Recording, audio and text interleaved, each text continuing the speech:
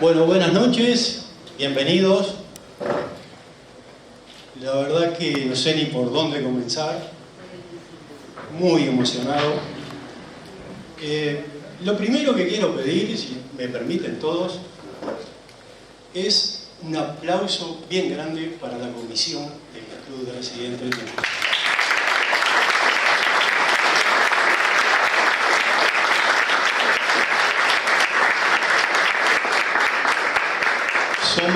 Somos contados con la mano y la verdad que estamos metiendo mucha mano. Bueno, antes de presentar al maestro Toledo que va a hablar, me gustaría que Eduardo pase y lea esto.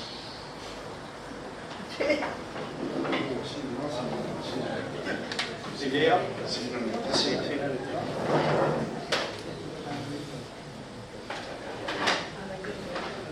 Bueno, buenas noches para todos, tantas caras conocidas, tantos recuerdos así de golpe, no sé si va a resistir el de la zurda, como dice el tango. Es un placer enorme para mí, para la familia, mi hermana Miguel que está ahí, mi hermano Rodrigo que está ahí, su familia, y bueno, todos ustedes que son familia también.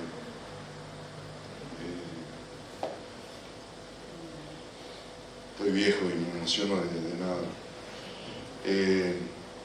Montevideo, 23 de octubre de 2025. Club de Residentes de 33 de Montevideo, presente. Agradezco la invitación cursada a participar en el emotivo homenaje al maestro Rubén Lena, en el marco de la conmemoración del centenario de su natalicio. Por compromisos asumidos con anterioridad, me impiden estar presente en esta ocasión. Deseo expresar mi más profundo reconocimiento a la figura y al legado del maestro, cuya obra ha dejado una huella indeleble en el acervo cultural del Uruguay. Aprovecho esta oportunidad para rememorar un hecho que subraya mi admiración por el compositor. En el año 2002, en calidad de diputado, tuve el honor de presentar el proyecto de ley que buscaba declarar la música y letra del tema A Don José, compuesto por Rubén Lena en 1968, como himno cultural y popular del Uruguay. Es motivo de gran satisfacción que dicho proyecto ha sido aprobado por unanimidad en el año 2003. La canción A Don José es conocida y entonada por todos los orientales, tanto en el país como por aquellos dispersos en el mundo, erigiéndose como un referente indiscutible en la construcción diaria de nuestra nacionalidad, especialmente en tiempos donde es crucial preservar el acervo cultural e individual. Esta canción refleja un compromiso excepcional con nuestra identidad y con la esencia más profunda de nuestra historia. Posee la cualidad mágica propia de un poeta de la talla de Lena, de hacernos vibrar con nuestro pasado, de desmitificar la figura de bronce y de acercar al héroe Artigas a una dimensión profundamente humana. El mayor de los éxitos para este merecido homenaje. Reciban un cálido saludo, profesor José Carlos Bahía, ministro de Educación y Cultura del Uruguay.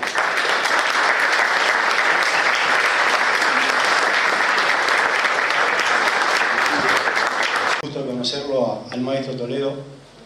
Fuimos con la secretaria, con Ofelia, no me acuerdo quién más, a 33 a hablar con el intendente.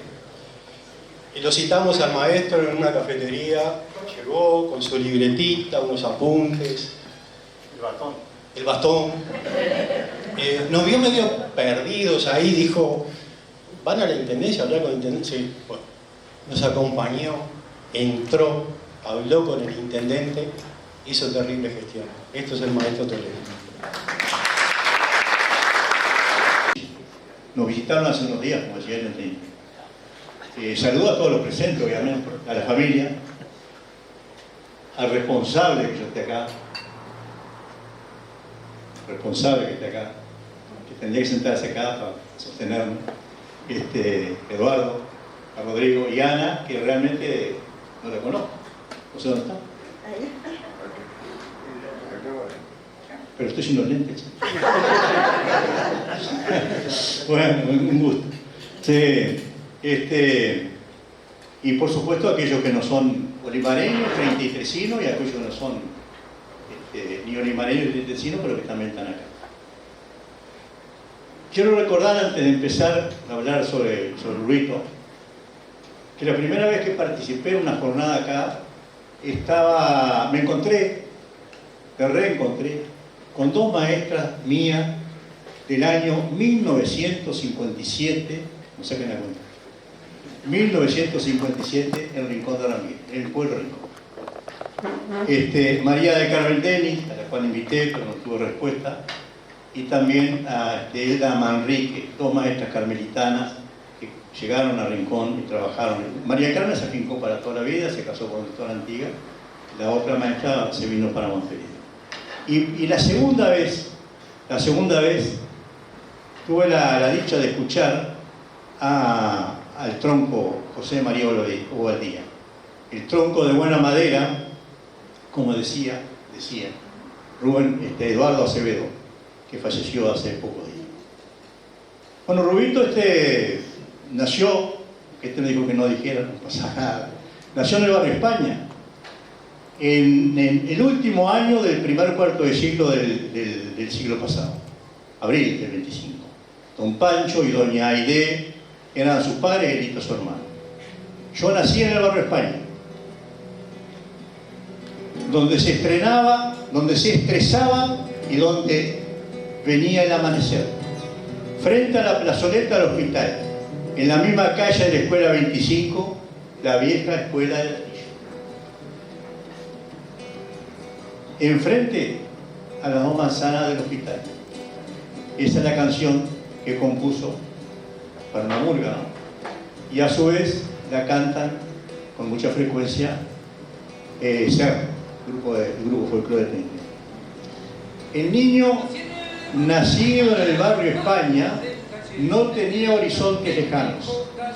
Vivía en un pequeño espacio de calles de tierra y veía el campo de las chacras, cercada de sina a sina, y luego las verdes lomas. Las aguas corrían por las cunetas y él se juntaba con otros niños a jugar carrera de botes que flotaban y se hundían en las alborotadas aguas.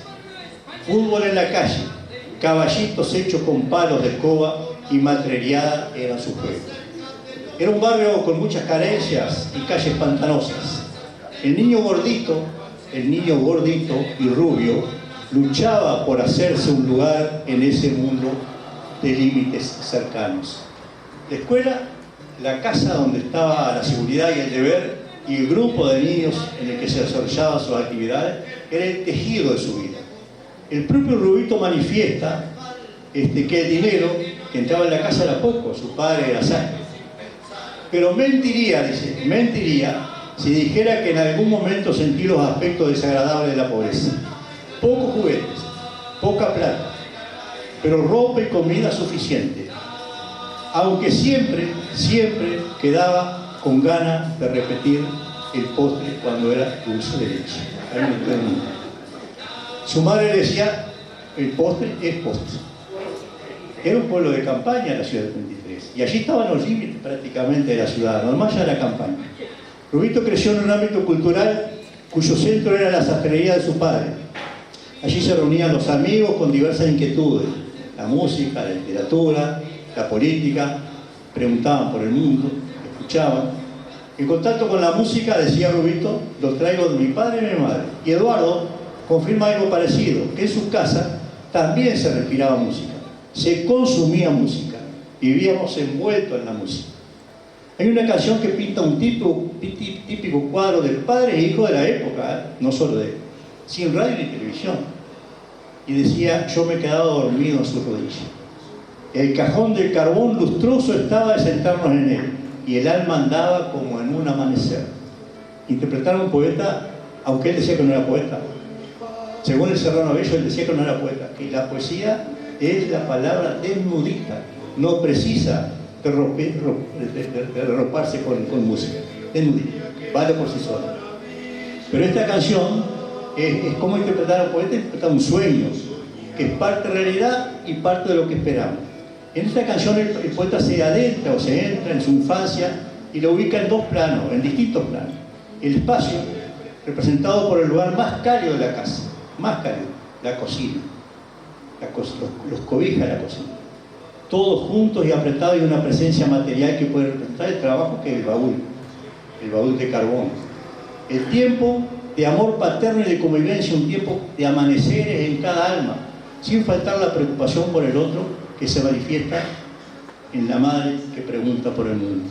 El tiempo ya iba siendo sin orillas, y en la ventana el miedo quedó lejos, y en aquellas palabras misteriosas, en aquellas palabras la llave de los sueños más secretos, vuela el espíritu del poeta en busca de sus sueños.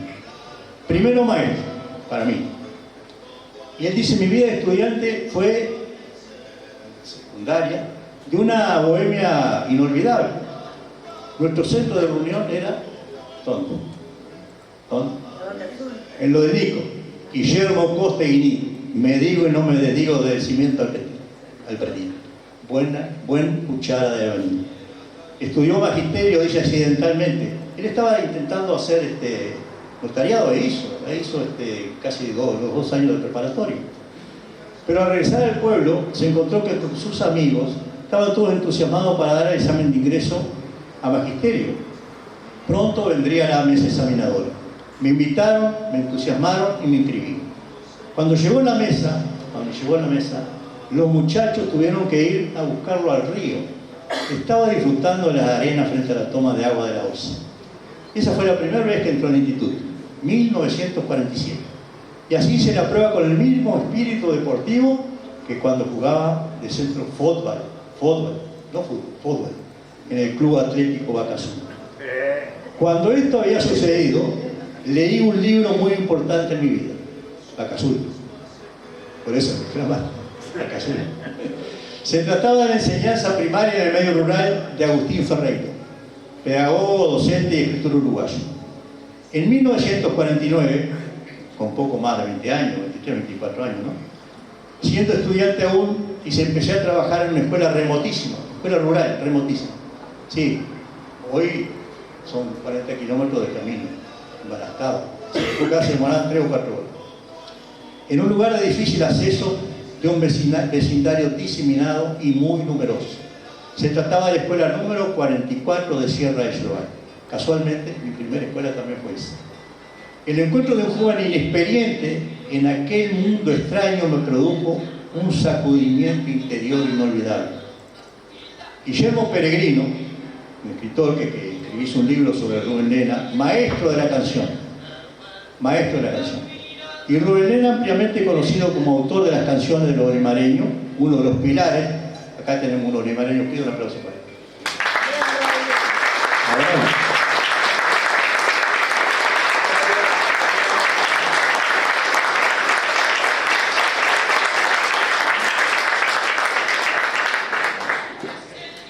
Uno de los pilares sobre los que se construyó y se sostiene la canción popular uruguaya. Afirmación que es cierta, no es indiscutible, no admite discusión. Si le preguntamos a cualquier uruguayo, capaz que excepto lo de a cualquier uruguayo, ¿qué saben de Rubén Lena? Seguramente responderían que lo conocen por su condición de compositor, de poeta, y aceptarían sin duda al artista. Pocos dirían que era un maestro de escuela. Yo lo comprobé cuando en 2005, yo recién me iba a asumir la diputación, el palillo, el maestro Alberto Fernández, que era maestro coordinador de escuelas rurales, en 33, estaban reunidos en el Club de los Caminos. Liber Santo, hoy es el director, que me pasó un mensaje y después le voy a contar una cosa, que no podía venir.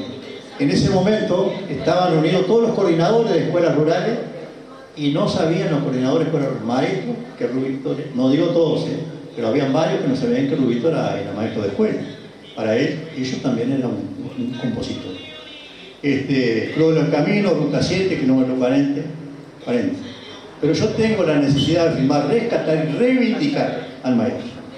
El maestro de escuela, de la escuela pública uruguaya. Allí, entre las paredes de piedra de la escuela 44, sobre aquel piso también de piedra arrancada de la falda de los cerros, por uno de los alemanes que fueron los que la construyeron. Allí empezó a gestarse esa brillante carrera artística. Ese mérito se debe, a mi entender, a su condición de maestro y de ser maestro rural. Por ser maestro rural tuvo la oportunidad de viajar a Venezuela junto a su esposa Justita. No podemos olvidar, hay un dicho, siempre al lado de un gran hombre hay una gran mujer. Justita cumplió un papel, a mí me parece, podrán confirmarlo los hijos, importantísimo para su formación, para su trabajo y para recibirse como tal. Y participó allí en Venezuela en la División de Alfabetización de Educación de Adultos y Desarrollo Rural de la UNESCO, de un curso que duró casi un año. Eso fue en el año 1957, que fue invitado por José Mora, uruguayo secretario de la OEA, le habían otorgado una beca. De no ser por el contacto con los colegas americanos que participaban allí en frecuentes reuniones de noche, camaradería, afloraba el canto y cada uno cantaba las canciones de sus países. Y Rubito y Justita se sentían huérfanos de un canto terruño. Solo cantaban, dice, una despedida de una murga montevideana. Y así nació el compromiso con él mismo, consigo mismo, de trabajar en un cancionero uruguayo.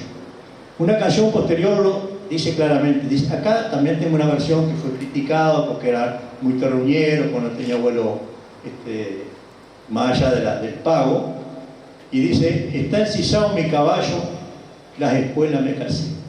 Y con la noche en la cara sin despedirme monté. Que la noche sea muy negra, no hay necesidad mayor, llevando firme la rienda y al tino por rumbeador. El templado está cantando porque hoy hay necesidad. Fue en esa serranía que rodea la escuela 44 que conoció a personajes y disfrutó del paisaje, que para la gente del pago podría ser empinado, duro, espinoso, pero para él fue un inspirador de varias de sus canciones. Acá cuenta en este libro, Meditaciones, que es la segunda edición, le digo, va a salir la tercera, me lo dijo hace poco, hoy y ayer me lo dijo el Liber Santo, el director del Club de los Caminos, del Instituto, que van a hacer la tercera, ANEP va a hacer la tercera. En este libro él cuenta ¿sí? que descubrió un punto oscuro del programa de Escuela Rural. Escuelas rurales son del año 1900, el programa son de 1949. Y lo hicieron los maestros rurales, todos los maestros rurales del país, organizados obviamente. Un punto oscuro, y el punto oscuro era el siguiente, que decía que había lugares para la gente del campo que eran sumamente disfrutosos y ellos lo veían como una belleza. Y es una belleza. Hay que mirar los cuervos, hay que mirar los paisajes del entorno, son preciosos. Pero para el que trabaja allí, para el que tiene su vida, produce, trabaja, consigue su sustento, es dificultoso. Un día unos amigos de Montevideo lo invitaron, le dijeron que iban a visitarlo, querían ir a la Quebrada. Y Rubito hizo la gestión. En esa época la Quebrada era un campo con un capataz, un encargado, y fue y le pidió permiso. No hay ningún problema, pero ¿por qué quieren ver esta porquería si lo único que nos sirve para desgarrarnos las camisas y las bombachas? Por los árboles, por las espinas. Bueno, y allí nació la Ariscona. Estás por ahí, Braulio, ¿te acordás de la Ariscona? A ver, si no te acordás, mira, escuchá. A ver, el técnico. Lo apuré. Ya fue la canción, de vuelta.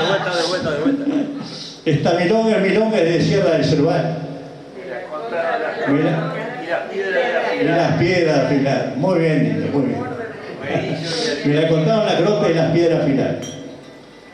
Esta milonga es milonga y es de Sierra del Cerval. Me la contaron las grotas y las piedras de afilar. El rumor del plomerillo y el viento en el claro mar. Y la mirada Ariscona era... Braulio no se acuerda. Bueno, Era una estrofita nomás después viene este es el aperitivo, después tendremos ya el plato final. En ella aparece personajes como el Indio Baladán, que le habría enseñado, según Rubito, los primeros acordes de la guitarra. Ruggí, hombre andiado que vivía en el corazón mismo de la sierra, muy próximo a las canteras de mármol con el cual se revestió el monumento de la plaza 19 de abril. Y bueno, y allí conoció el duro paisaje de las grotas, los pedregales y la Salamanca, que son formaciones rocosas. Yo le pedí la definición a una geóloga que hizo un estudio, trabajó y inclusive entraron a la Salamanca. Es muy dificultoso. Allí eso servía más bien para que ovejas, eso cayeran, no pudieran salir nunca más. Murieron allí. Me lo dio la definición, pero es muy científica y yo no la copié, así que no la voy a decir. Pero son cuevas que de piedra, más bien arenisca, por lo que entendí, donde el agua ha ido trabajando con el transcurrir del tiempo, y esas son las Salamanca. Conoció también a Lilo Fleita, que cuando nosotros llegamos al dueño del predio, con trabajo con la comisión, nos la vendió con 2 bailes, con 2 festivales pagamos el predio, 50 años. El Lilo tocaba el bandoneón hace poco, falleció hace poco, yo le grabé, le dije, como decía Rubito, que le templara los dedos a otro, ¿no? Aquel personaje de Vergara, ¿cuál era? A ver, no se acuerdan los hijos. Sí, lo desafía. Don Rocha, donde se halle, posiblemente en Vergara. Exactamente. Bueno, y Lili tocaba un yoti que bailaba La Rosa, Don La Rosa. Por eso, después Sarabí, Paraví. Sí, Santiago. Cantó, compuso la canción, o la cantó, que era el bandoneón del Lilo del Yote de Julián. Allí muy cerca estaba de lo Julián La Rosa, estaba Alpirio Núñez, fue comisario, su esposa Maura Caraballo, caudilla del Partido Colorado, y muy cerquita de ellos vivía Antoria, que no sé si tenés la casa de Lili, no la tenés. Bueno, está bastante conservada. Con Rodrigo estuvimos cuando se hizo el otro homenaje a Rubito Lena en la 44. Se encuentra muy bien la casa. Allí era el almacén. Usted dice que se la llevó. ¿Qué se llevó? La milonga. Se llevó la milonga, pero hay gente que... Este hombre que yo le mencioné recién decía que estaba equivocado, que no andaba en un palo. Andaba en otra yegua, una yegua rosilla. Bueno, se queda en la... Sí, Bueno, y precisamente en el patio de ese comercio, concluía el recorrido del ómnibus, los 33 capaz que se acuerdan de Don Santos de Olivera, que también hizo recorrido para otra zona, pero en ese momento estaba yendo allí. El ómnibus, el chofer no era Don Santos. Y fui ahí, Rubito, que pisó por primera vez la tierra serrana recostada del Cerro Colorado.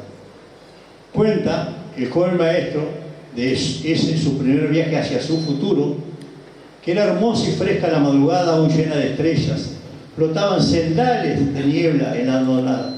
Ustedes saben que la niebla siempre anda de lo bajo, ¿no? Iba camino de la sierra aspirando al aire fresco de una prodigiosa aventura, decía. Era su primer contacto con la gente del pago, con el jeito de la gente, con el modo de prociar, con las preocupaciones de los vecinos, y ahí se dio cuenta que más que a enseñar iba a un mundo desconocido a aprender, y debía estar atento y tener la cabeza abierta para nutrirse de conocimiento que ni la escuela, ni la ciudad, ni el instituto se lo habían acercado. Las suaves lomas que veía, que divisaba en su niñez alrededor de la ciudad, iban adquiriendo otra forma. Otros eran los colores, otros los olores y otro el camino culebrero y serpenteador. La naturaleza se manifestaba en todo su esplendor, belleza y dificultad, curvas, repechos, bajadas pronunciadas. El mundo natural, dice Rubito, tiene un factor fundamental que es el hombre, quien crea y transmite valores. Una piedra es un objeto natural, pero deja de serlo cuando el hombre coloca esa piedra en la entrada de una caverna para evitar que entren las fieras, los animales, y ahí se transforma en un objeto cultural. La cultura es cuestión del hombre, es lo que hace el hombre. La naturaleza es lo que ha sido dado al hombre. La cultura es hija del lugar y el hombre de campo tiene su cultura y le es propia, le pertenece. La cultura tiene sabor a pueblo. Antes de llegar al destino recibe la primera lección de relaciones humanas del chofer. El chofer del ómnibus era don Prigue. Prigue es el mismo Prigue que transportó los restos ya, el cuerpo enfermo ya de herido de muerte de Dionisio Díaz.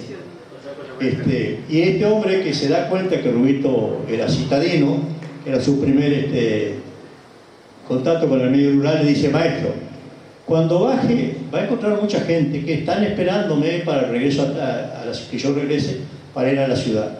Saluda a todos, uno por uno, hasta los niños que están en los brazos de su madre, salúdelo a todos. Ese fue su primer gesto para hacerse rápidamente uno más del pago. Después de caminar 2 cerros de distancia, no 2 kilómetros, ni 3, 2, porque eran empinados. Eso lo decía un maestro que yo tuve, el compañero, que era Anastasia, Huguito Anastasia, que la distancia entre la escuela y ahí ese lugar donde se detuvo el ómnibus, donde esta persona que mencioné, mi memoria a veces me falla,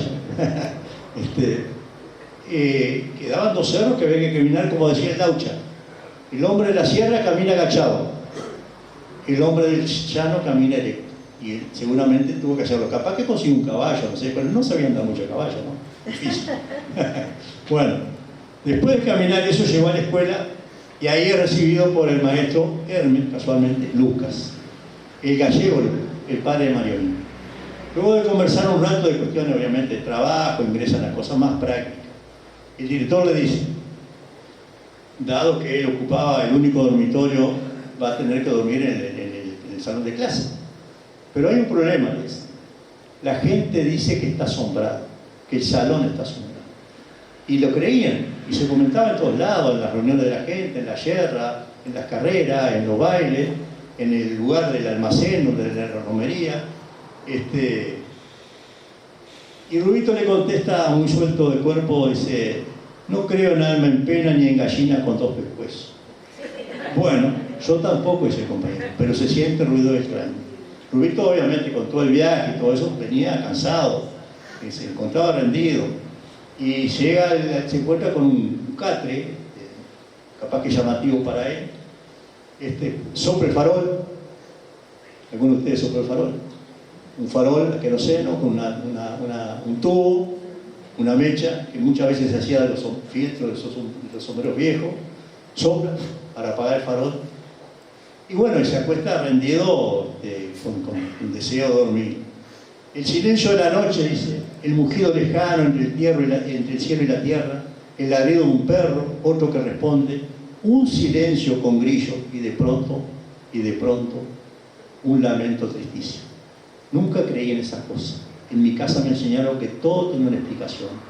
Escucha, piensa, ¿qué será? Tengo que descubrir ese misterio.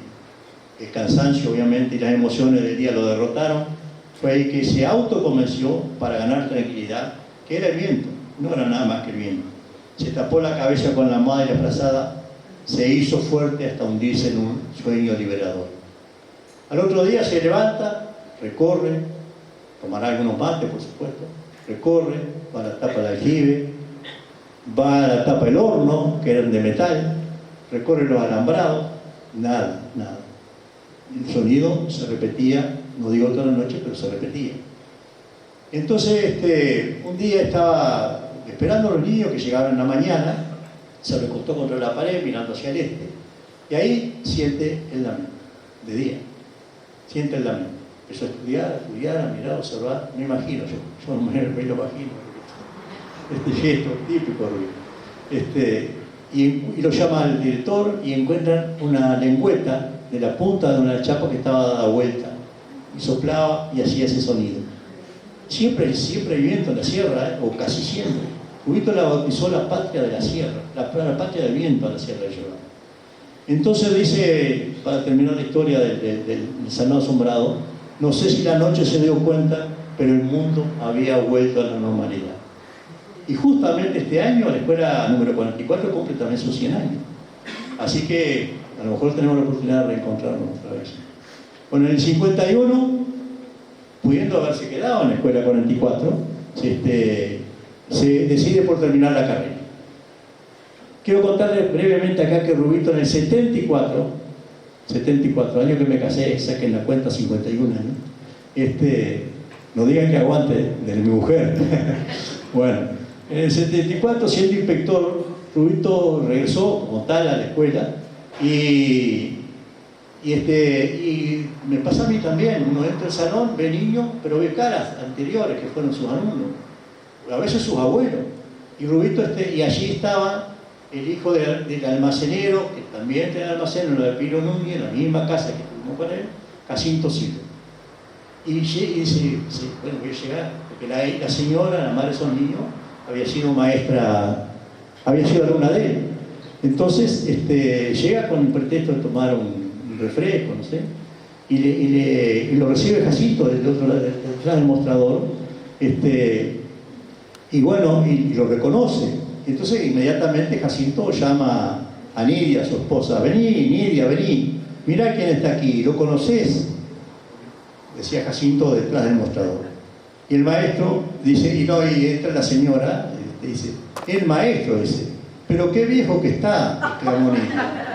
Pero Rubito, que siempre tenía la respuesta, dice, pero ustedes tampoco andan de túnica.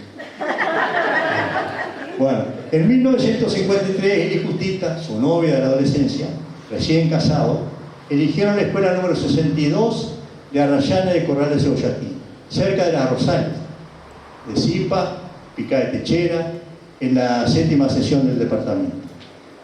La posibilidad de trabajar juntos le hizo enfrentar ese desafío de irse los dos para una escuela que además era considerada mal ubicada. Y grande fue el cambio. Desde el punto de la zona más alta del departamento, piedra, seco, donde nacen los ríos y los arroyos cantores, donde se esconden detrás del pedregal lugares hermosos, se fueron al llano, la zona baja, pantanosa, de barriales, de cardos y pajonales, zona de caballos, de cascos blandos y desplayados por la humedad, por el barro, de andar en los cangrejales y del barro de los bañados, y de hombre de bota de goma, y el gurí al natural. Allí hay que andar de goma. Y el gurí al natural descalzo. Campo de mirar lejos, miren la expresión de Rito, campo de mirar lejos con horizonte de arroz. Cerca de los arrozales, en este caso Picá de Techera, Zipa, Pasano, allí donde también el Juan Grande anda en lo suyo, pensativo y cabizbajo. El edificio escolar era sumamente deficitario, donde para entrar, miren ustedes, al salón habían colocado un enorme tronco de eucalipto de 5 o 6 metros para no mojarse los pies cuando había llovido y el agua permanecía estancada por muchos días. Pero, dice Rubito, la juventud y el entusiasmo veían la inmensidad del horizonte. La poesía está siempre, Rubito. El vecino, dueño del predio, no había llegado a un acuerdo con la inspección para acondicionar el local. El vecino quería que le pagaran el alquiler, pero la inspección decía que si no alquilaba, si no arreglaba, no le iban a pagar el alquiler. Entonces, conversando don Cipriano con Rubito, acordaron hacerlo entre los dos. Ese don Cipriano dice, yo sé quinchar, dice. Yo también algo sé, dice Rubito. Rubito de quinchar no sabía nada, pero igual puso la voluntad y aprendió porque después el hombre se enfermó de la cadera y Rubito siguió quinchando. Eso cuenta él. Yo le creo. No, sí. Pero además el Nico, el lugar donde se reunían, con cuchara de albañil, le había dado algunas lecciones de cómo poner un piso, de cómo colocar una ventana, y revocaron, dice, al modo campesino, me imagino que con barro, con la mano mismo, y pintado con cal. Después de estos avances en los materiales, el maestro ahí sí se dedicó con ahínco y mayor compromiso a estudiar, y salvo las 2 materias que le faltaban y se recibió. Una de ellas era Historia de la Escuela Uruguaya. Y acá hay otra anécdota linda. Y llegan en Montevideo, llegaban, era un instituto, no era oficializado. El padre de algunas que están acá, allí, era el director, honorario durante muchísimo tiempo, don Julio Macedo, que además fue maestro de mi padre. Y sí, le enseñó el amor por la lectura, que hasta el último día de su vida, con 90 años, papá leía. Bueno, y dice el profesor, ¿usted leyó todos los autores? Sí, todo menos uno, dijo Rubí, aunque algo leía algunos apuntes. Leyó a Kerchsteiner, pedagogo alemán del siglo XIX y XX. Justamente a ese no. Le preguntó por otro y salvó. Pero siempre quedó un poco más triste porque él pensaba, había leído a todos, con mucho más nota, pero salvó. Después, esta historia no termina, pero vamos a continuar un poquito más adelante. Rubito era muy riguroso con los cumplimientos de los horarios, aún teniendo en cuenta que los niños venían de lejos y del campo, venían casi todos a caballo, además. Los cercanos, capaz que a pie. Y aplicó un método porque llegaban tarde.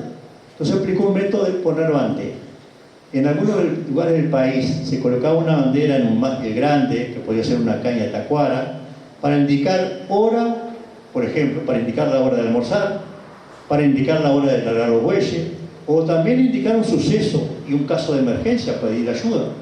Entonces Rubito colocó la bandera, la escuela, en campaña muchos no tenían relojes. Entonces ese era un método para saber que tenía que acercarse a la escuela porque estaban sobre la hora. Y les pareció simpática la idea a los vecinos. Inclusive algunos empezaron, dice Rubito, a arreglar sus relojes por la bandera. De esta manera, dice, arreglaron un problema que no citaban los grandes pedagogos de la época, ni Kerchstein.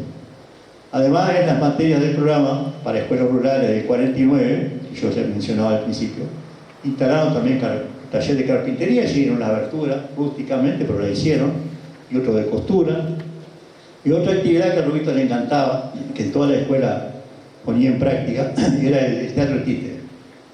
Periódicamente se ensayaban alguna obra, y don Cipriano, el hinchador, el dueño del predio, el dueño de la casa, fue invitado a presenciar uno de los ensayos. Y así se lo empezó a visitar, y llegó, y se entusiasmó tanto ese que aplaudía, se reía y aplaudía cada pirueta de los títeres. Terminado el ensayo, pidió, cada vez que ensaye me avisa. Un día dice que fue tanto el entusiasmo de don Cipriano que no pudo quedarse sentado. Se puso de pie, se reía y se enojaba. Llegó al extremo, que dice Rubito, que se transformó en el director de escena e increpaba a Tacataca, uno de los personajes de las obras, y le decía, así no, muchacho, tenés que gritar cuando te peguen. Dice.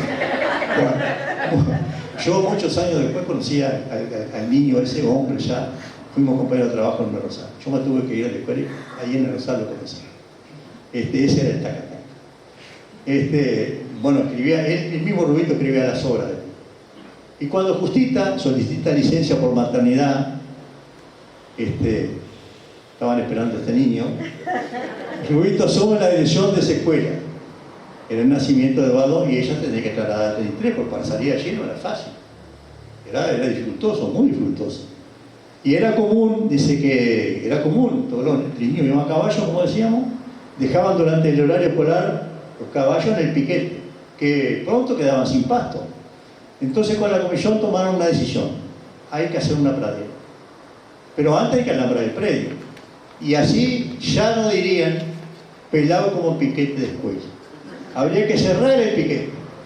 En el libro diario, se llama libro de ocurrencias diarias, que se anotan las cosas que el maestro considera más trascendentes, más importantes, puso, fulanito va a alambrar, sultanito va a alambrar, menganito va a alambrar, pero no con la letra común, con letras que agarraban dos renglones.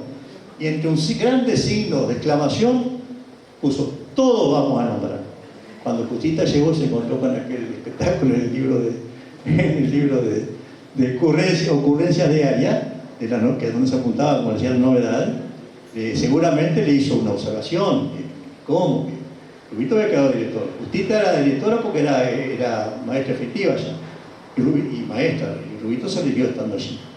Como respuesta, que Rubito seguramente, me imagino yo, no había entregado aún la dirección, y la seguía haciendo, lo había asumido nuevamente Justita, puso más grande todavía, si esto no sirve para esto, esto no sirve para nada. Y yo lo leí, yo lo leí, porque mi señora trabajó muchos años después allí, poco antes de fallecer Rubito, estuvo por ir, por llevarla y nos animó, y lo leí, y lo leyeron los niños en el homenaje, no sé si se acuerdan, que se le hizo al año de fallecer Rubito, fue en el 95, en el 96 en el homenaje, y los niños de la escuela de la isla, de la Sierra de Yerbal, y los de la séptima, leyeron cosas que él había escrito en los libros, y esto de allá de la séptima baja también leyeron eso. En el 57, Rubito Justicia se traslada para la Isla Patrulla. Capaz que es la más conocida, la más notoria por sus canciones.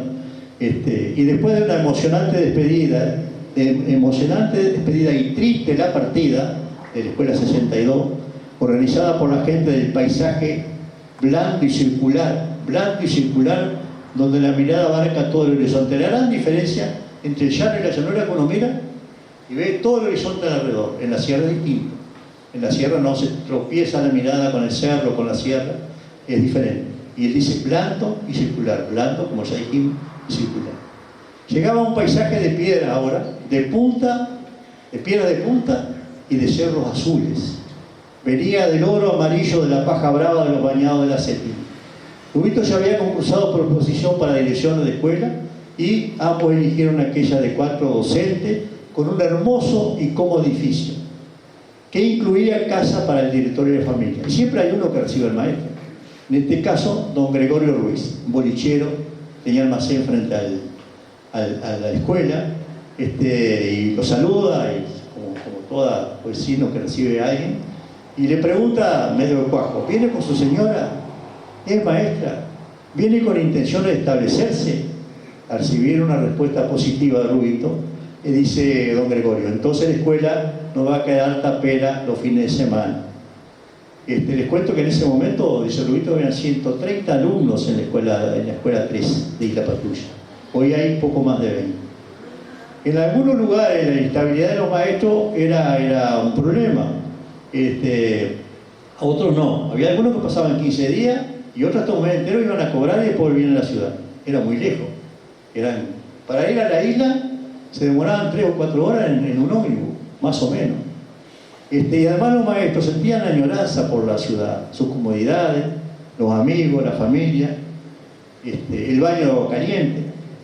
Entonces los jóvenes maestros sentían a la tardecita una nostalgia tremenda a la hora que se ponía el sol, era motivo de tristeza y de angustia. Eso le pasaba a muchos maestros.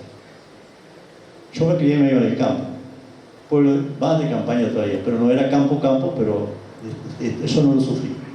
Escuchaba la radio, Radio El Mundo, y allí escuché una noche, esto aparte, entre paréntesis, que Julio Marvi, se acordarán, presentador de Cosquín, tenía un programa de folclore en la noche, en Radio Mundo, y lo presentó a Pepe Abrabio diciendo cantores con opinión. ¿Recuerdo creer? Bueno, el matrimonio entonces daba estabilidad y tranquilizaba a la gente porque además permitía realizar tareas de otra naturaleza, sobre todo los fines de semana, recreativas, socializantes. En el patio de la escuela se jugaba el voleibol, el fútbol, se juntaba mucha gente, y en el fútbol se había destacado Rubito, el rubio Leno, así le llamaban, ¿no? Y esas actividades eran muy útiles para los maestros poder afianzar la relación con los adultos, con los niños, tratar temas de interés para los productores de los alrededores. Llevaban veterinarios, llevaban ingenieros agrónomos. El participar en actividades sociales hacía que la gente sintiera uno más de ellos. Concurrir al boliche, tomar una copa en el comercio de ramos generales, hacer cuentos, jugar a capaz que algún truco, que eran comercio de ramos generales y a la vez un bar. Algún cumpleaños que nos invitaban, casamiento y velorio, que los velorios también no dejan de ser una actividad social en el campo. Los primeros días fueron de intenso trabajo, preparación, los maestros tienen que planificar, hacer el plan anual, había que coordinar con el programa del año 49, después los maestros se juntaban en la tardecita en un salón particular de una de las maestras a planificar y allí coordinaban entre ellos, discutían.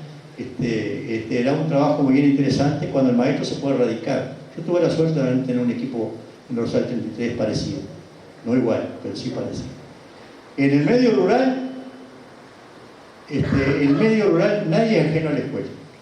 Esta es el centro del pago, es respetada y es querida, es de ellos, el faro de luz y también el club social.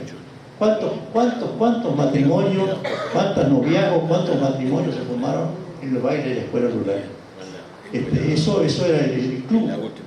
Y estaban esperando 1 o 2 veces al año para salir. De mañana temprano ya empezaban a aparecer en los sulkis, con un latón, con la ropa para cambiarse, iban a las pencas, después se daban un lavadito, estaban prontos para el baile. Y una cosa curiosa, a medianoche se cambiaban de ropa las mujeres. ¿Sabían? Sí, en la escuela 10 lo confirmé, me lo decían notar.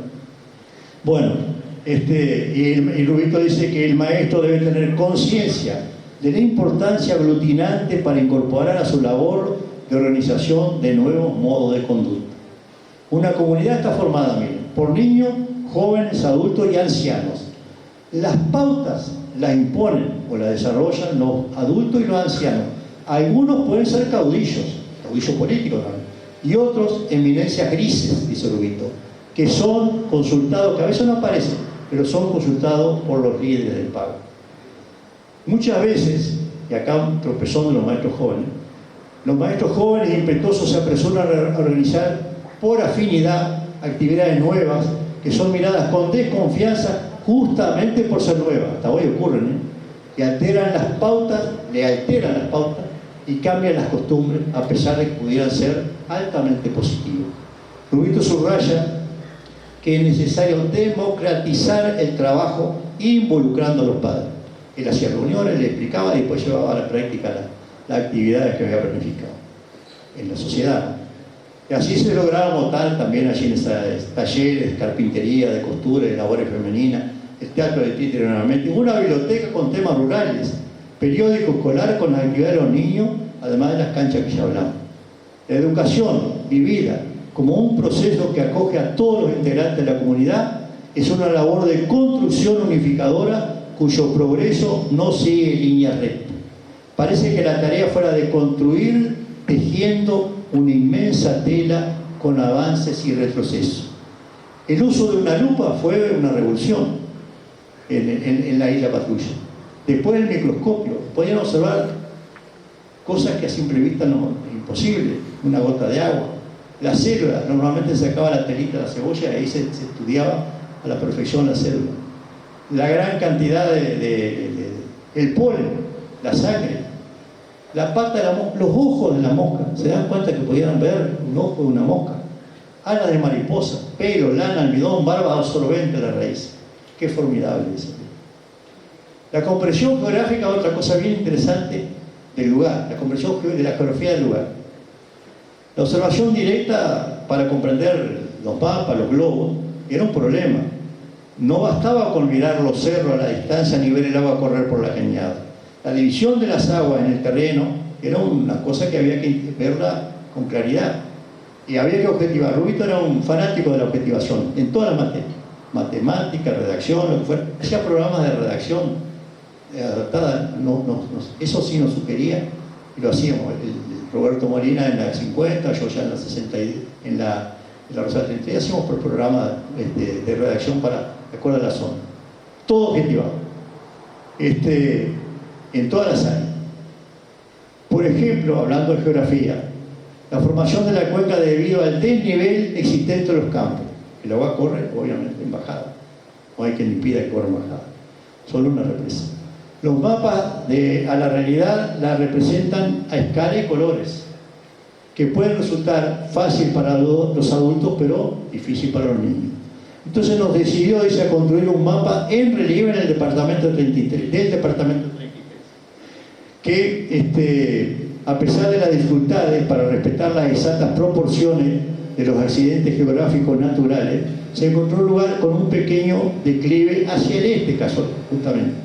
Se dibujó el contorno del mapa de unos 2 metros de este a oeste y unos 50 de norte a sur, utilizando la cuchara de jardín.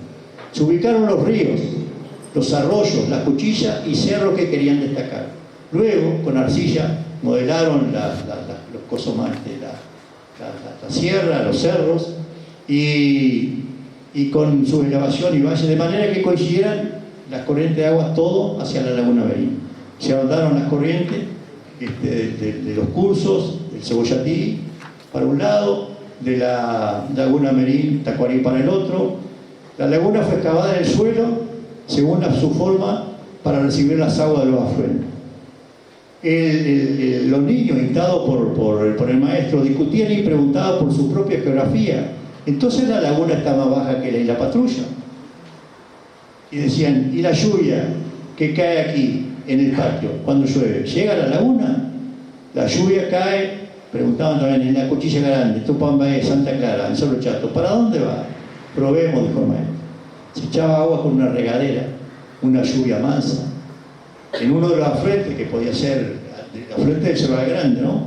Que podía ser el arroyo más cercano, que podía ser el Cervarito, el Cervachico, y bueno, y el agua corría y desembocaba después del Cerval en el Olimar y después en el Cebollatí y terminaba siempre en la laguna Merín.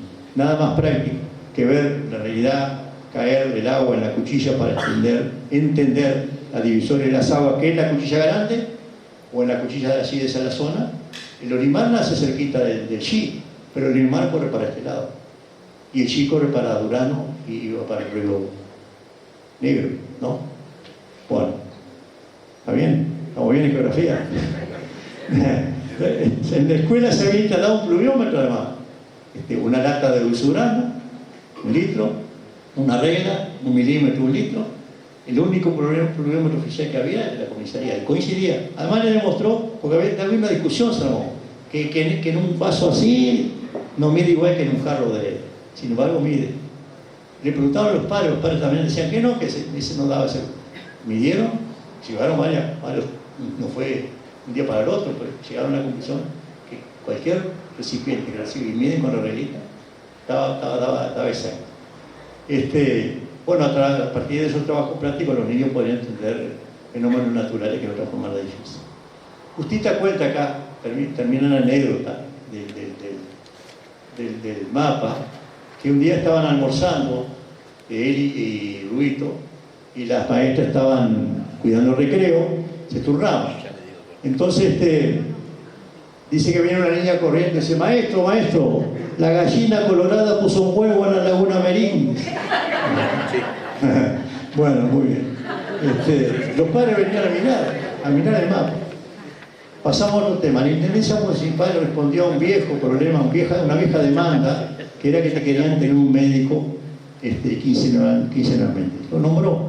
El director se dirigió, obviamente, al primer lugar a la escuela, solicitando apoyo a su labor, pero había una sala, pequeña sala, consistente en una pieza, pero se necesitaba más.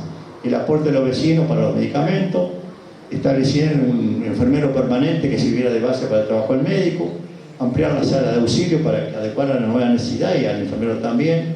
Y la escuela llamó al vecindario y se formó una comisión. Los maestros fueron casa por casa y afiliaron de alguna manera al vecindario de la isla y de los alrededores, la mayoría peones de campo y pequeños productores rurales. Habían también habían otros productores que no eran tan pequeños, pero se habían hecho cuotas diferenciales para que todos tuvieran acceso a poder apoyar la tarea. Una viejita le dice, dice Rubito, ahora no decimos se enoja, tenemos así grande. Bueno, le dice que ella no podía ayudar con nada. ¿Cómo no es? ¿Cómo no nos va a poder ayudar? No puedo con nada, no tengo nada. Sí, usted puede ayudar, abuela. ¿Y cómo, mijo? Hablando de esto, diciendo que esto es una buena cosa, dígaselo a su vecino y con eso está ayudando. Ah, bueno, con eso sí puedo. Bueno, los vecinos en el pago accedían a la cuota del servicio, lo que significaba las prestaciones, lográndose un equilibrio entre el dar y el recibir. Faltaba resolver el tercer punto, el enfermero. Era muy importante y esos lobitos se constituyeron en embajada y se fueron a Montevideo. Se vinieron a Montevideo. No estoy pensando que esto es 33. Se vinieron a Montevideo y se contactaron con el ministro de Salud Pública. Bueno, el ministro se comprometió a conseguir los recursos para la policlínica, una serie de cosas. Llegaron muy contentos pero y se constituyó, mire, un comité de vecinos, Le planteó a la Intendencia la situación y esta comprometió su colaboración con la obra. La agremiación rural también hizo saber su propósito de colaborar con material y transporte y el comité en el cual participaban integrantes de la Comisión Fomento de aquellos que sin serlo se reunían a jugar fútbol, voleibol, pusieron manos a la obra. Finalmente se llegó a un acuerdo y se inició la obra. Rubito, en el libro mencionado, Meditaciones, al finalizar el primer día de trabajo, a la noche, dice él, escribí volando unos versos celebrando el acontecimiento. Al otro día se los leí y en aquel ambiente mañanero se sintieron tan entusiasmados que decían, hoy tiene que hacer uno para nosotros. Y empezó a escribir verso para todos. Dice Rubito que me costó más a mí hacer los versos que los vecinos del trabajo.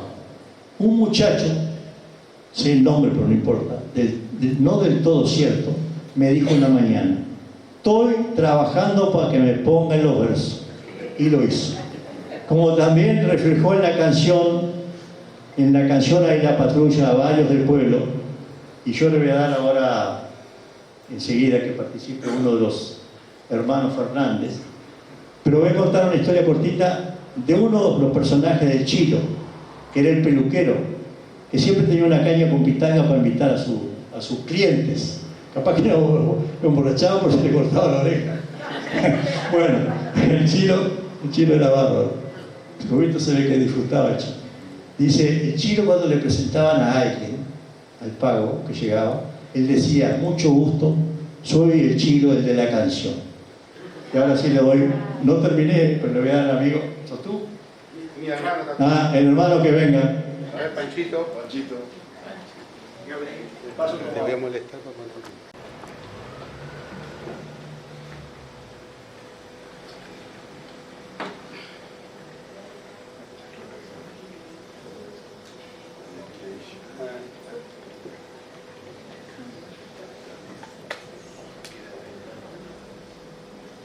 Bueno, apareció mi nieta ahí.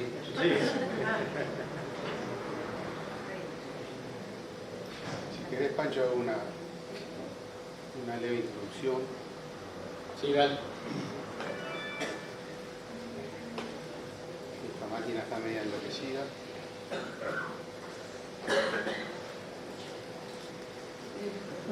Invertimos, ¿no?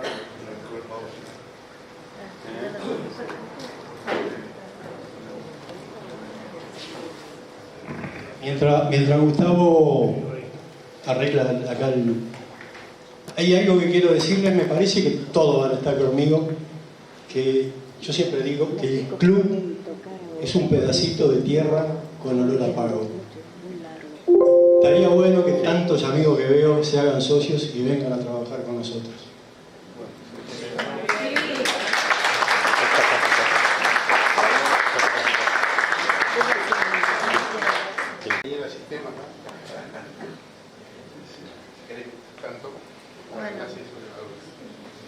Se te fue el ratón.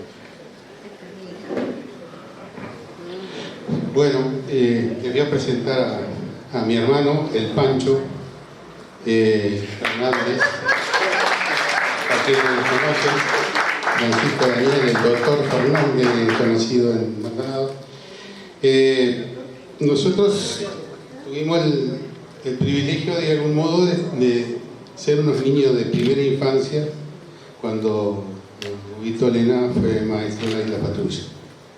Nosotros somos hijos de el Capincho Fernández y de ahí heredamos los Capinchos Juniors, nosotros conocidos en todos lados. Y bueno, hubieron cosas de estas que el maestro Toledo comentó, que algunas vivimos de primera mano y otras por los cuentos de los mayores, cuando él decía que las diversiones que allá había y algún cumpleaños tocó mis 2 años, que Eduardo sería un niño y ahí chiviamos en la isla Patrulla. Lograste tú. Bueno, acá queríamos ayudar un poco para acá se acuerdan de nosotros. Y acá la idea es hacer unas pinceladas de... Ahí está. De la Isla Patrulla, bueno, esto es un recordatorio de la ubicación y para que vean el cuadrito del pueblito, las pocas calles que tenían. En aquel entonces, Pancho, ¿cuántas personas vivían allá por fines de los 50? Fines de los 50, imposible de acuerdo. 300 personas. Ah, bueno, me parecía que habías estudiado, sí. Bueno, esta era nuestra casa familiar, que es una de las primeras que se encuentra en la Convento del Pueblo. Y ahí pueden ver el homenaje a nuestro abuelo paterno, el gallego, don Francisco Fernández Manquera, que un poco fue el constructor de inicialmente un galpón de piedra y teja y después la casa esa que ustedes ven. Y pueden ver ahí a la derecha el interior del almacén de ramos generales, donde a un lado está nuestro padre y al otro lado nuestro abuelo paterno, que también era de la isla, materno, que era de la Isla Patrulla, don Ramón Sosa. Esto para ubicarlos más o menos como actores ahí en esas épocas.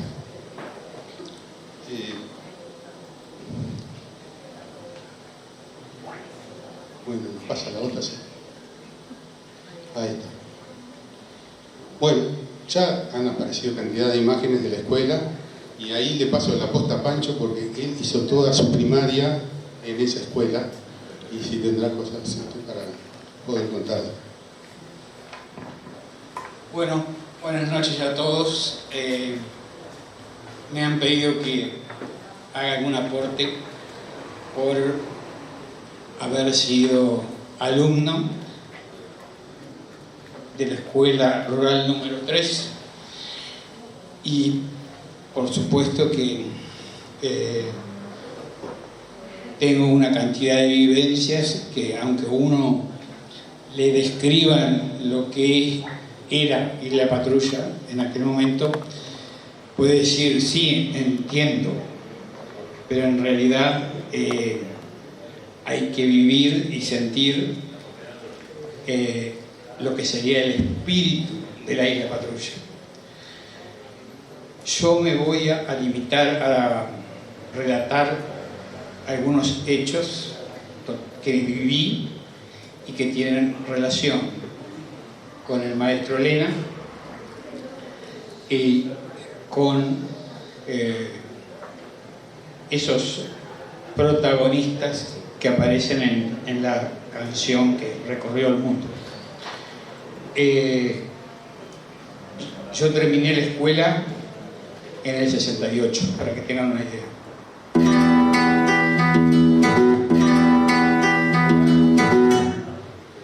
Bueno, en Isla Patrulla no había muchos entretenimientos. Entonces, vamos a decir que el protagonismo cuando se acababa el día era el de la radio. La gente escuchaba el informativo de CW45 o Difusora 33, los despachos telegráficos, que supongo que todos saben en qué consistían. Pero en mi casa había una costumbre de reunirse para jugar a las cartas, jugar a la conga. Obviamente que lo que se ponía arriba de la mesa era muy simbólico, era como jugar con moneditas ahora. Y una noche estaba el comisario del pueblo, que lo puedo nombrar sin problema, el comisario Franco.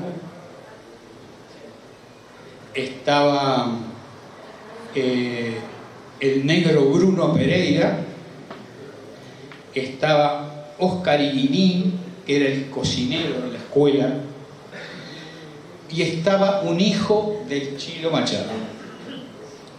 Y mi padre, entre las múltiples cosas que hacía, almacenero, rematador, organizador de penca, etc., era radioaficionado y además reparaba radios. Y la radio, una radio a válvulas, estaba encendida a esa hora siempre. Entonces, mientras se jugaba la conga, que yo andaba dando vueltas por allí, inclusive a veces cuando mi padre tenía que ir a arreglar un tema de luz, yo me quedaba jugando con él, por él. No sé si ahora los institutos del menor permitirían eso. Entonces resulta que ese día había una actuación de los olivareños en la fonoplatea de CW45. No sé si lo recordarán en esa actuación, porque debe haber habido muchas. Entonces empieza a desgranarse el tema Isla Patrulla, que justamente comienza nombrando gente, a los hermanos Fuentes, a Rico Moreira, a Coco Bruni, a Charquero y así. Pero resulta que allí estaban presentes uno de los nombrados y el hijo de uno de los nombrados. Imagínense ustedes eso. Pero no hubo ninguna reacción explosiva, emocional. Simplemente les parecía como que no era real. Es decir, pasó mucho tiempo para que todo ese conjunto de personas, como se dice, le cayera la ficha que estaban inmersos en una canción que, gracias a Braulio y Pepe, recorrió el mundo a partir de un pueblito de 300 habitantes. Y bueno, y yo le decía, pero los están nombrando. Y bueno, eso no me lo contaron, eso lo viví yo. El otro episodio que quiero contar es que también, anexo al almacén de ramos generales, funcionaba una agencia de correo, que nuestro padre era el encargado. Él decía el jefe, pero no tenía subalterno, así que era jefe de sí mismo. La agencia P8. ¿Hizo alguna huelga esta? ¿Ah, sí? ¿También? ¿No se destituyó a sí mismo? No. Bueno, y las valijas de correo no eran valijas, eran unas bolsas con una lona muy resistente. Y un día llega un sobre tipo avión, le decíamos en aquella época, o sea, de correo aéreo, que estaba dirigida a varios destinatarios. Y los destinatarios, los que cabían en el sobre, eran gente nombrada en la canción. Y decía, bueno, Isla Patrulla, quinta sección del departamento de 33. Y bueno, mi padre, como estaba entre los destinatarios, se sintió con derecho a abrirla. Y esa carta venía de Canadá, de un señor Leonidas Alemán, que había sido bancario acá en Montevideo y que había emigrado a Toronto por el 68, y que le gustaba todo lo que tuviera que ver con la campaña, con la vida gauchesca, etc. Y la mandó como quien pone un mensaje en una botellita y la tira al mar, pero llegó. Entonces se les notificó a los demás nombrados que este hombre quería saber más, quería recibir alguna respuesta a su carta. Y bueno, sí, yo tendría unos 10 o 11 años, se le mandó una respuesta y ese señor uruguayo, residente después por el resto de su vida en Toronto, Canadá, mandó enseguida, no íbamos a decir, pues demoraban meses las cartas, pero emocionadísimo de que le hubieran contestado. A veces la cronología a uno se le entrevera un poco, pero en ocasión de una de esas fiestas que el maestro mencionaba, logramos reunir prácticamente a todos los nombrados, menos a Doña María. Doña María no pudo estar presente. Entonces, yo estaba con mi padre y me gustaba la fotografía, tenía una cámara muy sencilla, muy básica, y bueno, los hicimos formar tipo cuadro de fútbol, y ahí este dedito que todavía lo tengo fue el que hizo el disparo para que saliera ese grupo de gente que, si no logran ver la letra, los parados de acá para allá son el Coco Bruno, el Rico Moreira, Casiano Fuentes, el que está semi-agachado es el Negro Bruno, el de Boina es nuestro padre, el Capincho Fernández, le sigue Ramón Riaño, Amalio Fuente, se nota en la fisonomía que son hermanos, Amalio y Casiano, el maestro Rubén Lena, nada menos, y el del extremo es Charquero. Había otra foto que yo le pedí al maestro para sacarle a él individualmente, que un día presté el negativo en mi época de estudiante en Montevideo y no anoté a quién se lo presté y nunca me lo devolvieron. Así que si ven una foto en un contexto similar del maestro Rubén Lena y en blanco y negro y más o menos con esa calidad, también la saqué yo.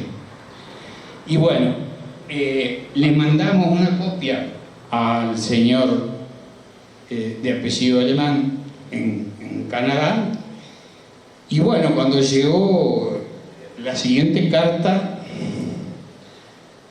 a pesar de mi corta edad, yo decía que las palabras de él parecía que estaban mojadas en lágrimas de la emoción que le había producido conocer los rostros de esos personajes que para él eran nombres a conocer si se podía. Y bueno, luego esa foto circuló también por todo el mundo.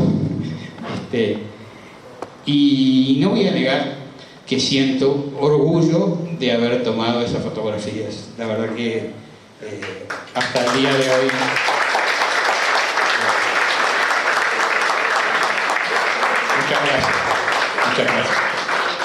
Muchas gracias. Creo que voy a quebrar un poquito el orden y después ya le paso el micrófono a mi hermano. No, quería aprovechar a decir que acá se encuentra también Mabel Fuentes, hija de don Casiano Fuentes, que también me imagino que tendrá sus grandes historias. Y el Mabel, está Rosalito Fleita, de la familia de Cabeza, no sé si está Dayana, Paulina, bueno, ella se asocia. La novia del... Ahí está, de Moriño, ya que fuiste nuera de él. Y por eso, perdona que te interrumpiera.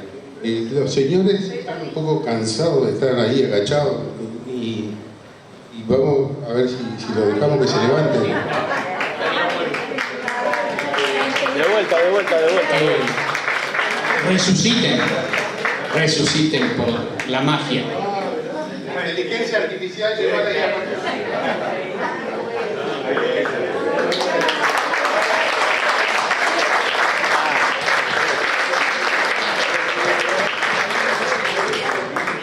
va de nuevo. Mira cómo conversa. Otra vez, por favor. Otra vez.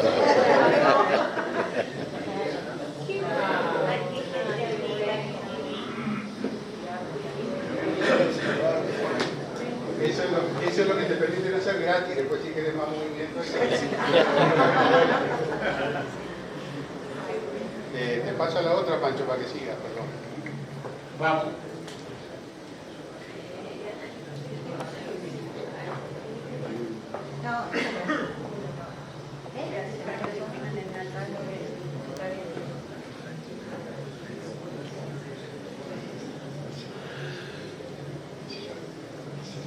Bueno, yo pensé que ese tramo te iba a tocar a ti, pero no hay problema. Enfrente de nuestra casa había una construcción que le decíamos el galpón del Chepe. Y bueno, ¿cómo llamarle la superficie esa? Una vereda de Portland. Había una mancha oscura y a nosotros, que éramos niños, nos decían que era la sangre del Nacho Silvera. Y ahí me pasó. Y después quisiera cerrar con una pequeña anécdota ya de estando en el liceo. Bueno, es una situación que se dio ahí porque también un evento de los tantos como el que nombró el maestro, había habido pencas y fiesta ahí, y en la noche en el almacén algunos agentes le dio duro la bebida y bueno, se generó ahí un incidente entre el Nacho Silvera y uno de sus peones, y claro, y en la bebida a veces genera un cambio en personas que son generosas, bondadosas, amadas por todo el mundo. Y bueno, un poco fue lo que ocurrió acá. Y el peón se fue muy enojado, maltrato recibido, y lo esperó justo ahí en esa portera que entraba a ese galpón. Y bueno, cuando ya se iba retirando, lo apuñala. Y ahí fallece Nacho Silvera. Bueno, es otra cosa que indirectamente éramos nosotros, no sé si recién nacidos, y esto a través de nuestro medio hermano Julio, que sí ya tenía una edad y lo vivió ahí en ese momento. La canción de Elena hizo. Eso motivó la famosa canción que Rubén escribió por el Nacho Silvera, señor de la leyenda. Para finalizar mi participación acá, quiero contarle a todos que estando en primero o segundo de liceo, un profesor, no me acuerdo de cuál materia específicamente, creo que era una que se llamaba Educación Social y eso, que formáramos grupos y teníamos que entrevistar a personas que, habiendo estudiado en el liceo, que era el único en aquel momento, después se hubieran destacado en algún tipo de actividad, sea científica, artística, etc. Y a mi grupo, que éramos 3, o sea que tendríamos unos 13 años, algunos tal vez 14, nos tocó, no fue elección, fue un sorteo, y afortunadamente nos tocó el doctor Valentín Cosio, muy conocido allá en la comunidad olimareña, y el maestro Rubén Lena. Entonces, un día le hicimos la entrevista al doctor Valentín Cosio y otro día fuimos recibidos por el maestro Rubén Lena con una amabilidad que creo que nos marcó a todos, y llevábamos un cuaderno con las preguntas a realizar, las cuales contestó todo, y más que todo cuando se nos terminó el libreto, que ya no sabíamos qué otra cosa podíamos preguntarle, ninguno creo que tenía vocación periodística, el maestro, el poeta, comenzó a hablar él y a hacernos preguntas a nosotros. Preguntas muy simples pero muy profundas. Por ejemplo, si le dábamos importancia a estar en el liceo, si le dábamos importancia a estudiar, si íbamos porque era obligación o porque nos gustaba.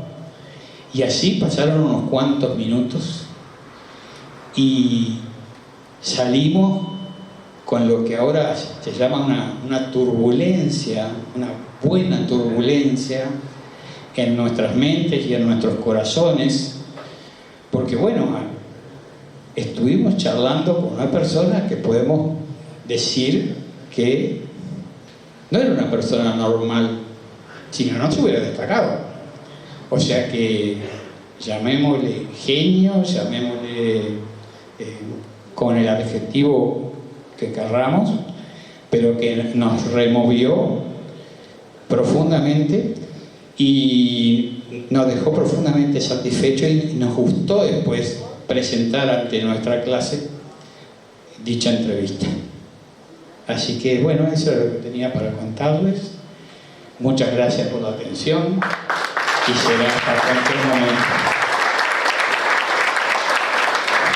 Disculpe, maestro, le voy a tomar 2 minutitos más, que es un detalle más que tenemos acá para mostrarles.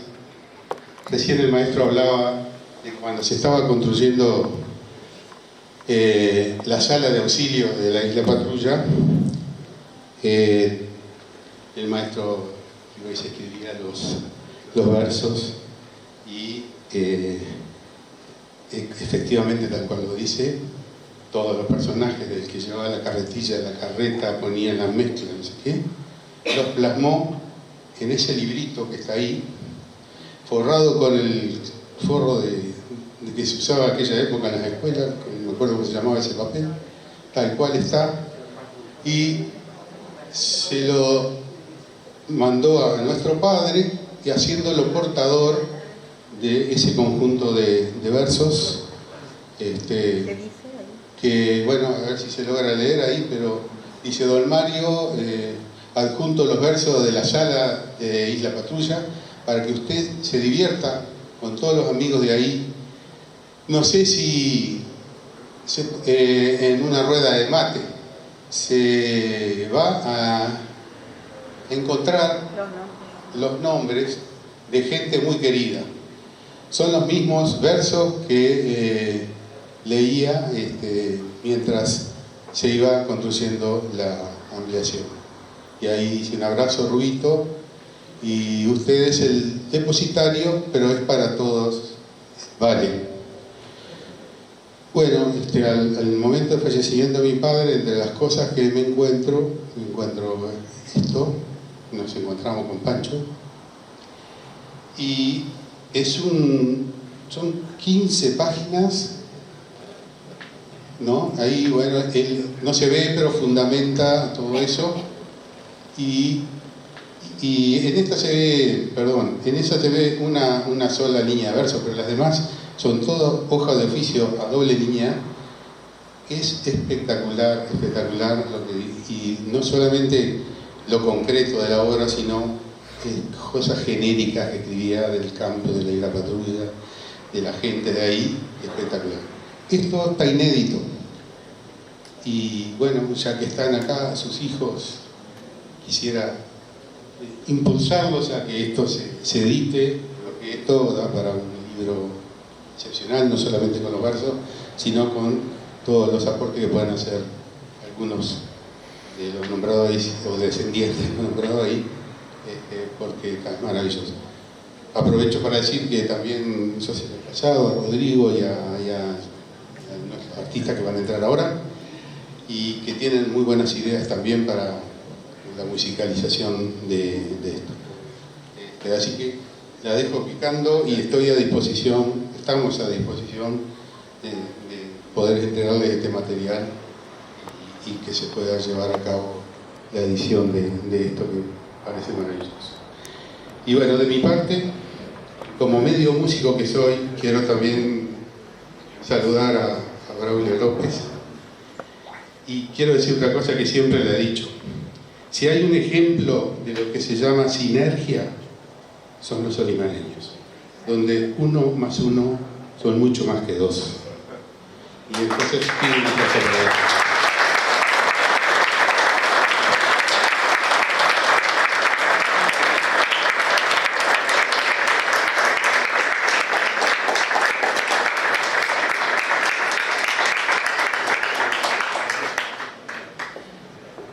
Creo que ahora estoy un poquito desfasado, pero había pensado en una forma de despedirme momentáneamente, y era cambiando la vocal de un verso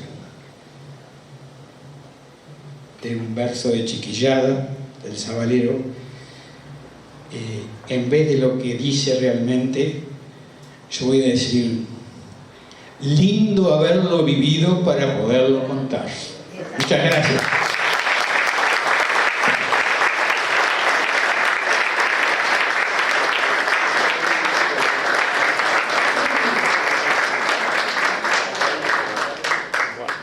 Bueno, ¿están dispuestos a soportarme un poco más? Justo corté en el momento que participaron ellos, cuando yo iba justamente a decir que en el 79, cuando se cumplieron los 100 años de la escuela, Rubito no pudo concurrir, envió la totalidad de los versos para ese acontecimiento. Y yo le voy a leer,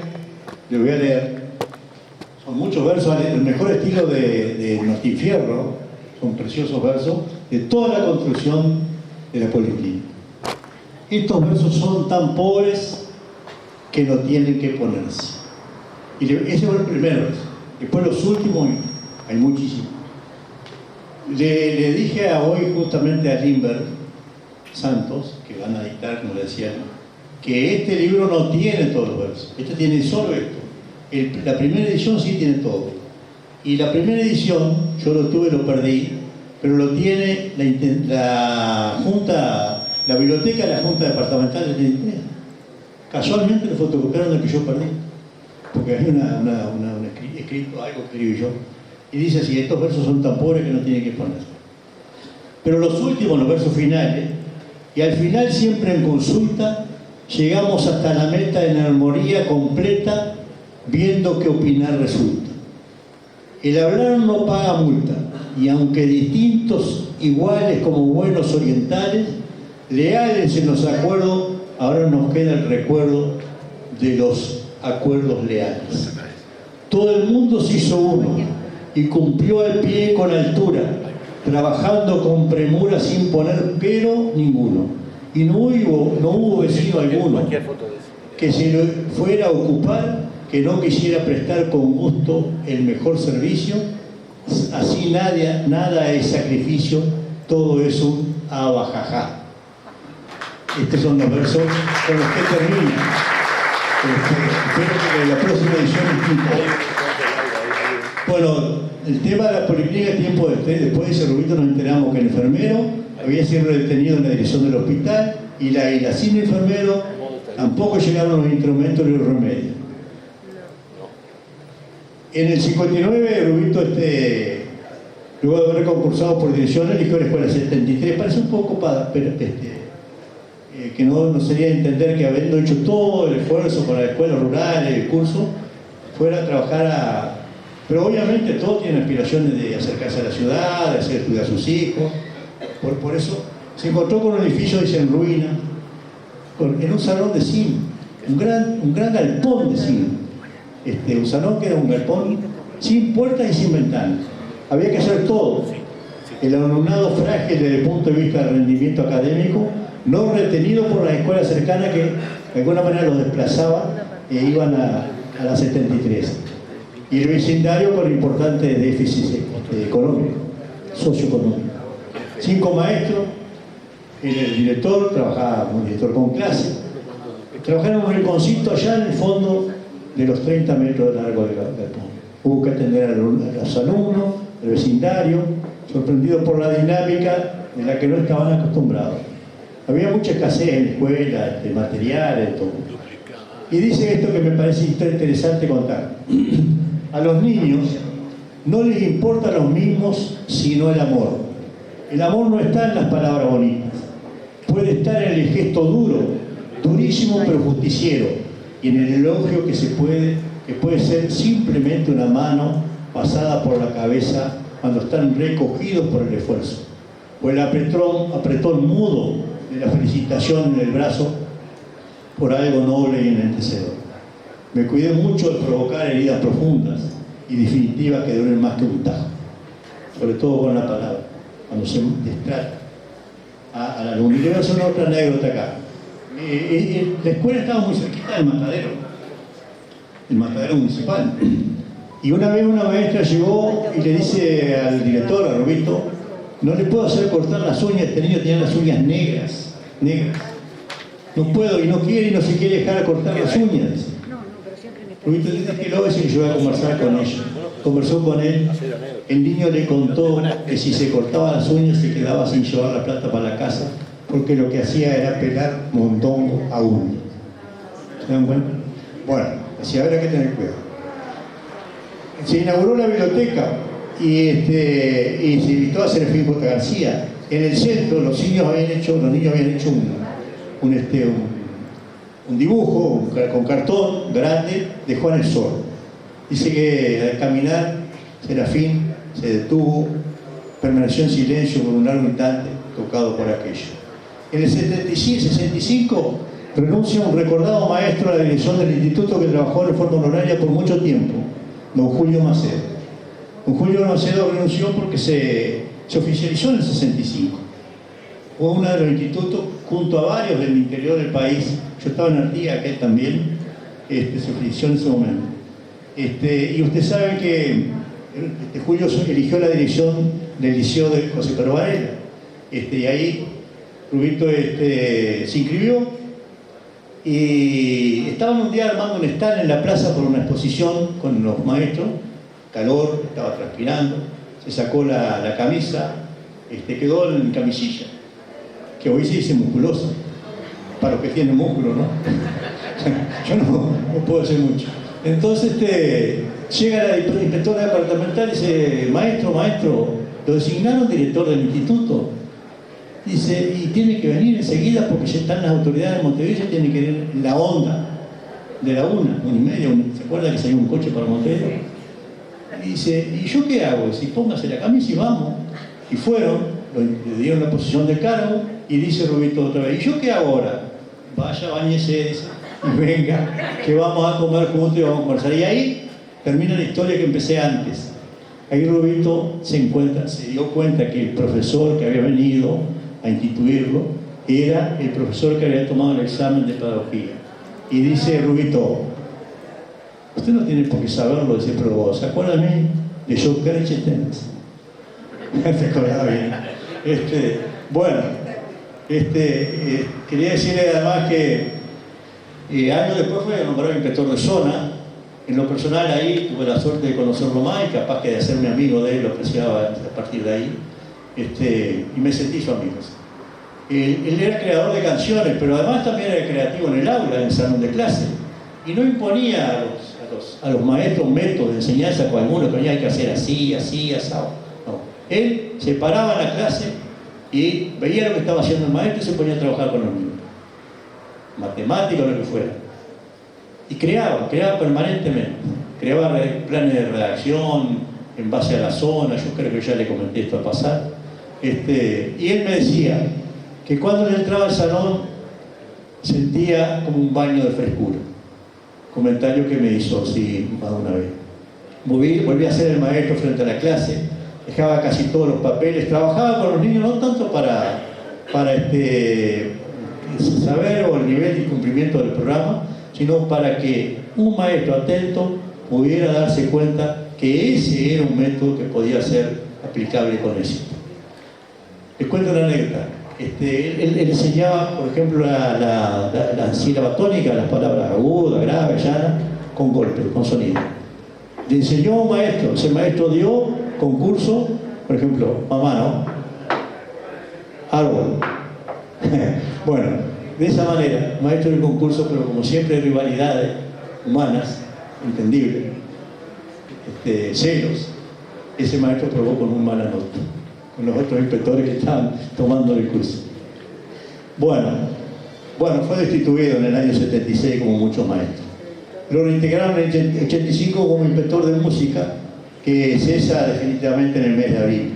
Trajimos allí, no sé si la tenés, sí. La foja de servicio la conseguí en la inspección de muchos maestros. Y si la vemos, van a ver que fue destituido en el mes de junio del año que hacía referencia. En el 1995 falleció en su pueblo, al amanecer del 28 de octubre, en la Casa de la Cultura. Si subí un poquito se ve ahí con amarillo, allí no se alcanza a ver, creo, pero allí dice cese por artículo tal o por resolución número tal, ¿qué significaba eso?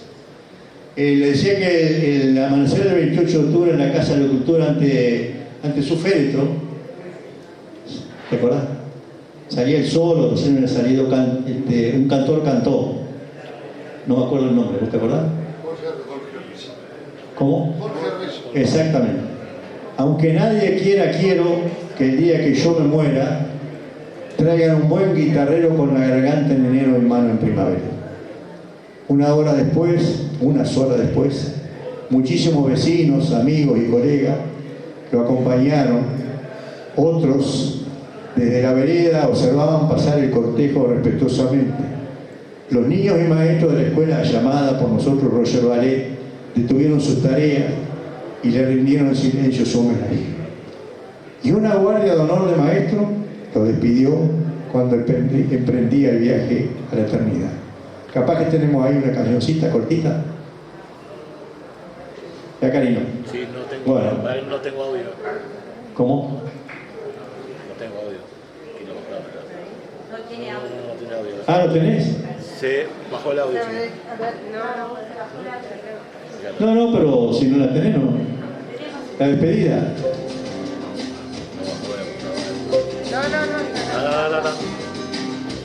Una música tan alta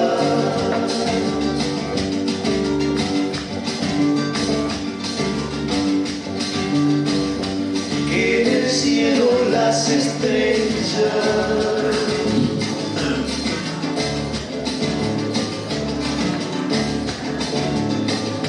tienen vaga la mirada, suena antigua.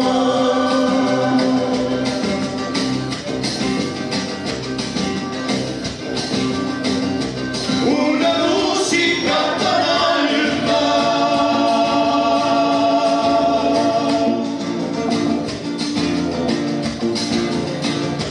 que en el cielo las estrellas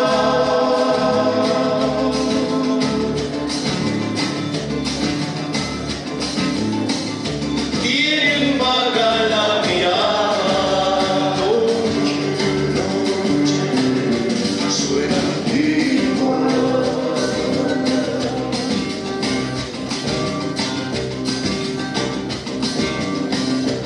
Una música olvidada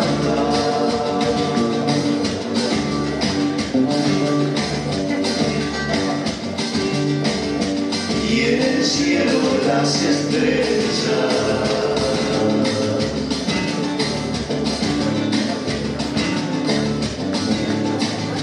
van mirando lo que pasa,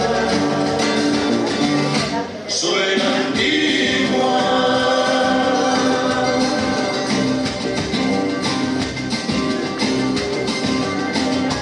Una música olvidada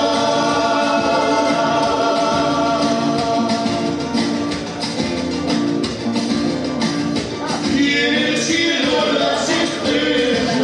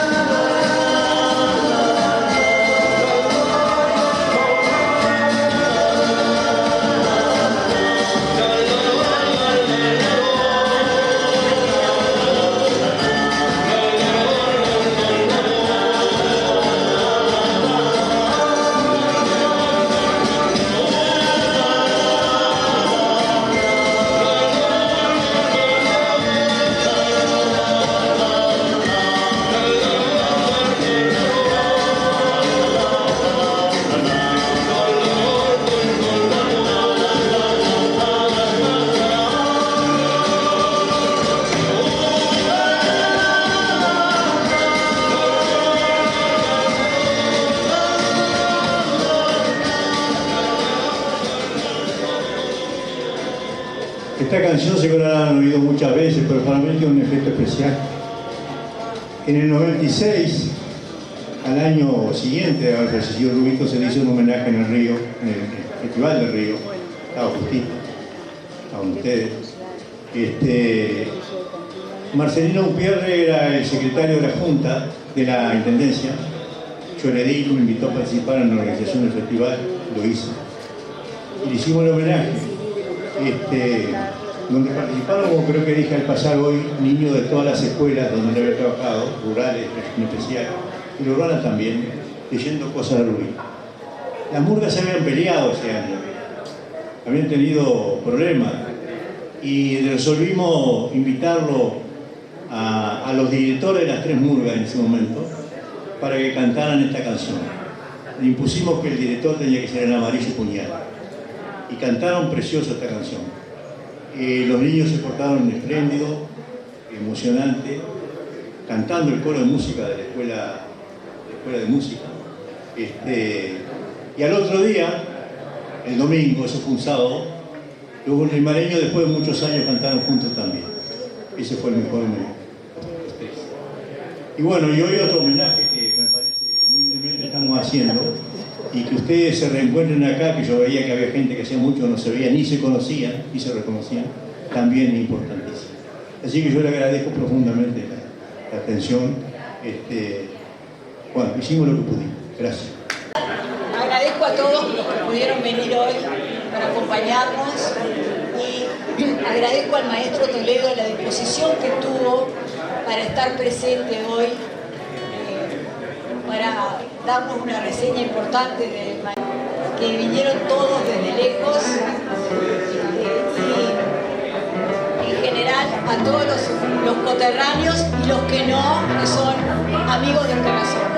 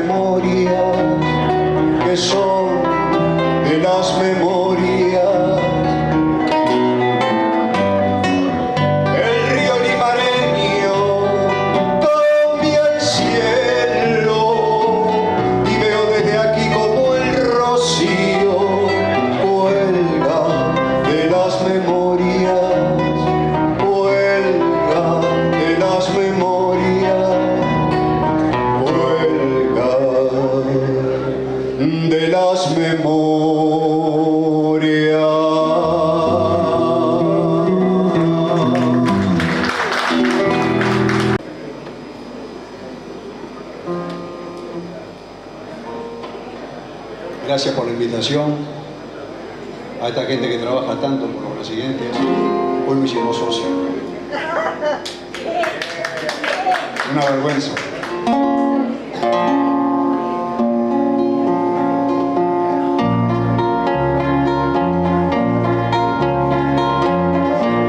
Yo sé del trovador que influyó en el Dante con su cantar blues, pero vuelven y se instalan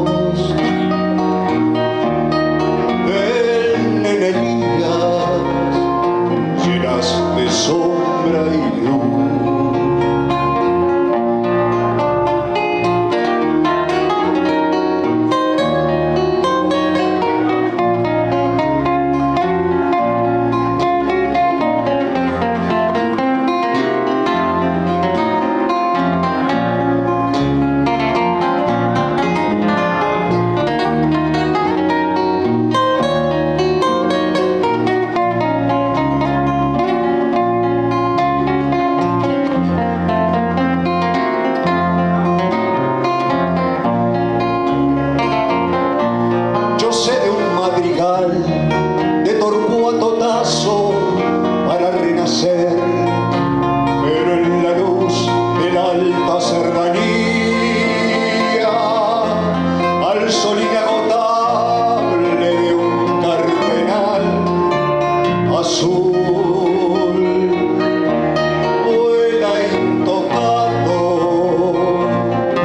en estilo de amor. ¿Qué quieres 33 si experto yo no soy en teatro isabelino o en la música beat? Del spleen de París tengo una idea delgada de papel y de lunfardo tal vez algún lugar común. Mariposa dio todo a punta de alfiler y qué triste de esquemas no se puede vivir.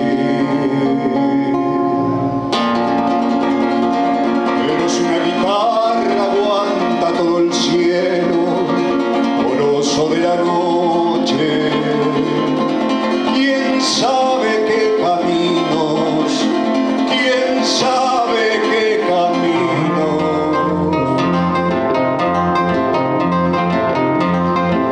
puedan dar.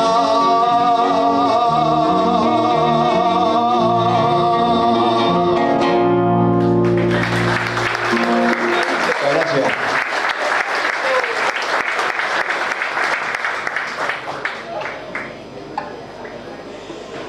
Aleguatiza y 14, la dirección de Rubito y la familia Elena, ¿no? Esa respuesta que daba Rubito de yo sé de tal cosa, pero ojo, que si me hablas de un cardenal azul, acá, y si una guitarra aguanta todo el cielo. Esta canción la hacemos a pedido, no la hacíamos, porque la hacían dos dúos, y bueno, es un poco un atrevimiento, pero bueno, la nombró el maestro Toledo y queremos ver a ver cómo sale. Es un poco a pedido.